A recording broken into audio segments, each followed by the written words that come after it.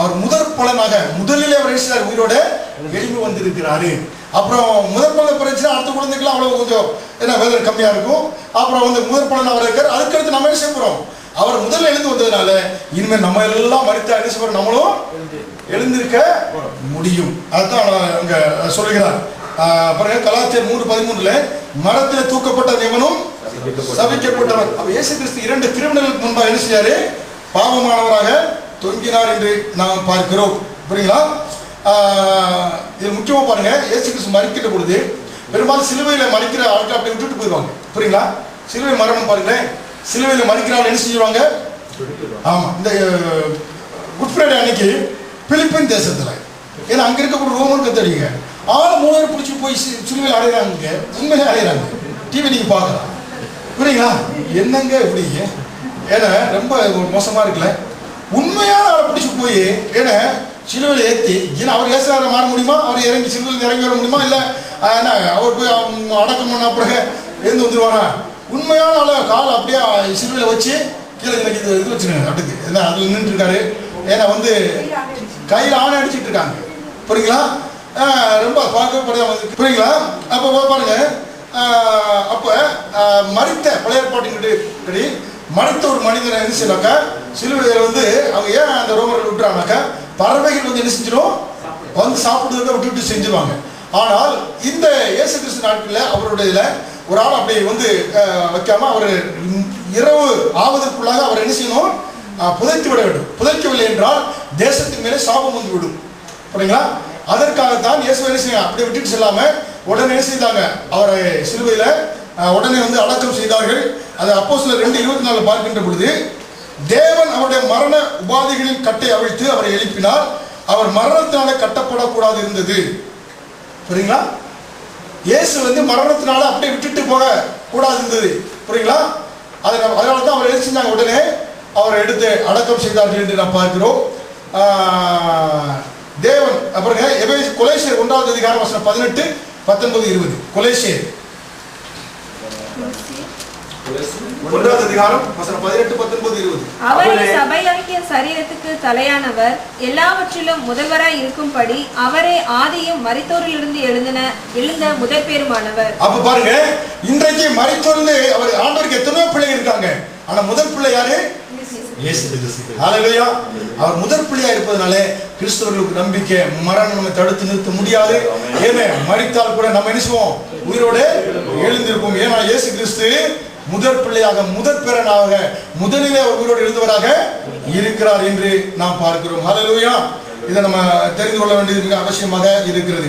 அதனால தான் டிஎல் மூடி எல்லாம் பெரிய ஒரு பக்தன். டிஎல் மூடி என்ன செய்றாரு? நான் மரிக்கின்ற பொழுது ஏன்னா யாரும் அழ வேண்டாம், ஏனென்றால் நான் இந்த மகிமையில் இன்னொரு மகிமைக்குள்ளாக நான் செல்றேன். அதனால எனக்காக யாரும் என்ன செய்ய வேண்டாம், ஏனென்றால் மரணமே உட்குறைங்க பாதாளமே ஜெயம் என்று இயேசு கிறிஸ்து மரித்து உயிரோடு எழுந்தாரு. அதே போல மகிமையின் சரீரமாக நான் காணப்படுவேன் என்று சொன்னார். ஹல்லேலூயா. சரிங்க, 16வது அதிகாரம் 23 வசனம் படிங்க. 16:23. 16:23. யோவான் 16. ஒன்றும் கேட்க மாட்டீர்கள், மெய்யாகவே மெய்யாகவே நான் உங்களுக்கு சொல்லுகிறேன், நீங்கள் என் நாமத்தினாலே பிதாவினிடத்தில் கேட்டுக்கொள்வது எதுவோ அதை அவர் உங்களுக்கு தருவார். பாருங்க, அது இயேசு கிறிஸ்து சிலுவையில மரித்ததன் மூலமாக உயிரோடு எழுந்ததுக்கு அப்புறமாக என்ன சொல்றாரு? என் நாமத்தினாலே நீ எதை கேட்டாலும் தருவார். அப்ப உயிர்த்தெழுதல நமக்கு என்னன்னாக்க விலையேறப்பட்ட ஒரு பெரிய வேல்யூபிள் நாமம் நமக்கு கொடுக்கப்பட்டிருக்கு. அதனால் இயேசு என்ற நாமம். ஹல்லேலூயா. என் நாமத்தினால எதை கேட்டாலும் பிதாவானவர் கொடுப்பார். ஹல்லேலூயா. அதனால தான் வந்து அந்த நாமம் நமக்கு இந்த உயிர்த்தெழுதல் மூலமாக நமக்கு கொடுக்கப்பட்டிருக்கு. மட்டுமல்ல, 26வது வசனம் படிங்க. 26. இந்த நாளில் நீங்கள் என் நாமத்தினாலே வேண்டிக் கொள்வீர்கள், உங்களுக்காக பிதாவை நான் கேட்டுக்கொள்வேன் என்று உங்களுக்கு சொல்ல வேண்டியதில்லை.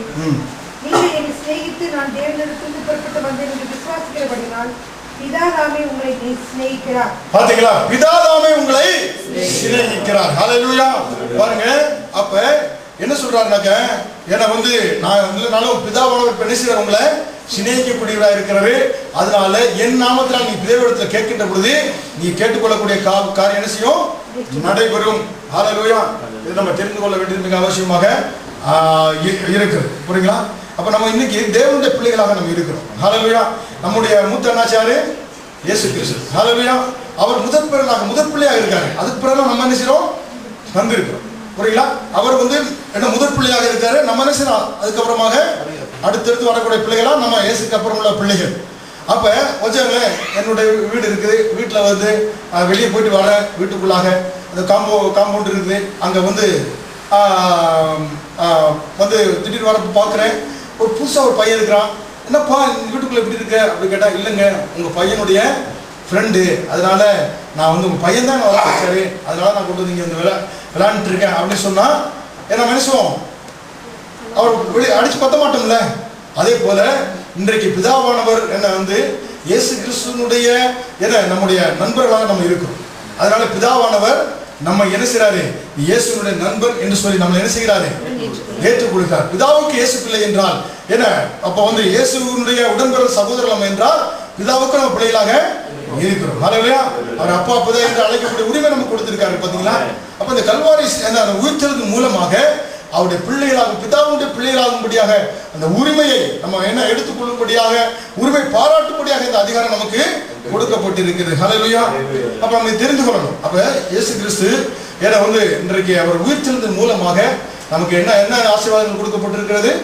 ஒன்று, உயிர்த்தெழுதல் மூலமாக 3 காரியங்கள் சொன்னேன். புரியுங்களா? ஒன்று, நாம் வந்து இன்றைக்கு மகிமின் நம்பிக்கையாக நமக்குள்ளே தேவாலயமாக ஆண்டவர் இருக்கிறார். ஹல்லேலூயா. முன்பாக மகா பரிசுத்தத்தில் இருந்தது. அப்ப இயேசு பூமியில உயிரோடு இருந்த போது, மனுஷகுமாராக இருந்த போது அவருக்குள்ள மகிமை இருந்தது. இப்ப நமக்குள்ள மகிமை இருக்கு. இயேசு கிறிஸ்து இந்த உயிர்த்தெழுந்த நாளிலே மகிமை எங்க இருக்கிறது? நமக்குள்ளாக இருக்கிறது. ஹல்லேலூயா. அது மட்டுமல்ல, மகிமையாக இருக்கிறது மட்டுமல்ல, அவர் என்ன செய்தார்? நமக்காக சிலுவையில எல்லாவற்றையும் செய்து முடித்திருக்கிறார். அப்புறம் மட்டுமல்ல, நம்முடைய பிள்ளையாக ஆண்டவர் மாற்றியிருக்கிறார். புரியுங்களா? பிள்ளையாக மாற்றியிருப்பதனால் நம்ம உரிமையோடு உடனே என்ன செய்யலாம்? இயேசுவின் நாமத்துல ஆண்டவரிடத்துல நம்ம கேட்கலாம். ஹல்லேலூயா. அது மட்டும் இல்ல, பவுல் என்ன சொல்றாருக்க? முற்றிலும் ஜெயம் கொண்டவர்களாக ஆண்டவர் மாற்றினார். ஹல்லேலூயா. அதை 1 கொரிந்தியரில் பார்த்தோம். ஆனா கிறிஸ்துவுக்கு நாம் எல்லாம் எப்படிப்பட்டவர்கள்? முற்றிலும் ஜெயம் கொண்டவர்கள். ஹல்லேலூயா. உயிர்த்தெழுந்த நாளிலே உயிர்த்தெழுந்த காரியம் நமக்கு பெரிய காரியங்களை செய்திருக்கிறது. ஹல்லேலூயா.